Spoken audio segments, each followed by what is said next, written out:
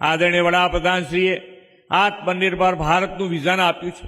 આદિવાસી ઉદ્યોગો, પરંપરાગત કલા કસબને પ્રોત્સાહન આપીને આ વિઝન પાર પાડવાની આપણી નેમ છે.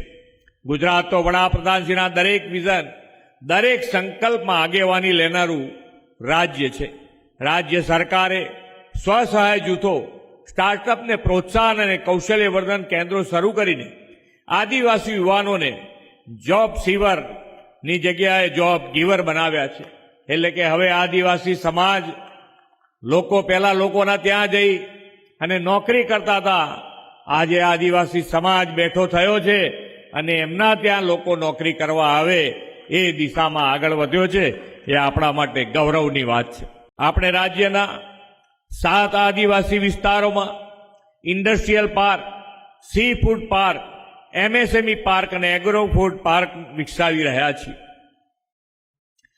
આદિજાતિ યુવાનોને પણ સમય અનુરૂપ વિકાસમાં લાવવાના વિઝન સાથે વડાપ્રધાનશ્રીએ આદિ કર્મયોગી અભિયાન આદર્યું છે.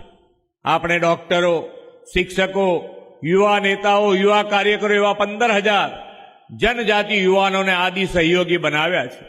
જનજાતિ વિસ્તારમાં એક સમયે સાયન્સ સ્કૂલો ન હતી. આજે વડાપ્રધાનશ્રીના દિશા દર્શનમાં જનજાતીય વિસ્તારોમાં 12 સાયન્સ કોલેજ, 2 યુનિવર્સિટી અને 11 મેડિકલ કોલેજના કારણે જનજાતીય પરિવારના સંતાનો ડોક્ટર અને એન્જિનિયર બનતા થયા છે.